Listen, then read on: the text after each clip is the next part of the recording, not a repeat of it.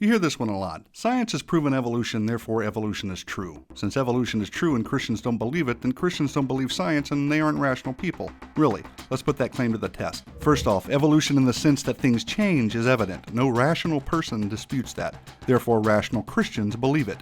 We can observe change, but evolution in the sense that life came from non-life and then that life began to randomly generate new genetic information and over time it eventually produced humans is something entirely different and something that quite honestly doesn't hold up against science. In other words, evolution in the sense of molecules to man is not scientifically plausible and therefore should not be viewed as scientific fact. Quite honestly, it is in great opposition to science, that is, observational science, the kind of science we can test and repeat and use our five senses to understand. Science demonstrates that over time, living organisms lose genetic information. They don't gain it. That same science demonstrates that life doesn't arise from non-life. Follow along if you would. Fact 1. There is no known observable process by which new genetic information can be added to an organism's genetic code.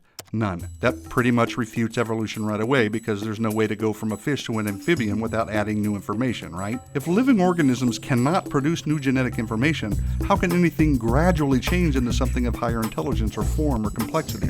That is, how can anything evolve from an amoeba to a man without adding new genetic information? The answer, of course, is that it can't. Plain and simple. Now, some have speculated and they have imagined all kinds of things and they brought in artists to produce creative renderings based on guesses, and they have been successful in telling a very convincing story that humans evolved from ape-like creatures. But those are just drawings, people. They're just stories. But what we really observe is humans are humans and apes are apes. Now, if fact 1 buried evolutionary thinking deep into the Precambrian soil, this next fact, fact 2, tosses so much sediment on it that not even the greatest team of paleontologists with the latest subterranean gizmo could dig up the remains. Check this out. Never, again, never has it been observed that life can come from non-life. So here are two major scientific evidences against evolution. I reiterate for clarity, life has never been observed to come from non-life, and there is no known, observable process by which new genetic information can be added to the genetic code of an organism. So, molecules to man evolution doesn't really make scientific sense. Yet we are all here, and life is all around us in various forms. Although evolution cannot account for this, the Bible can. The Bible reveals that the all-powerful, all-knowing, supernatural God created the heavens and the earth out of nothing, and all life according to its kinds, that is, each with its own set of genetic information.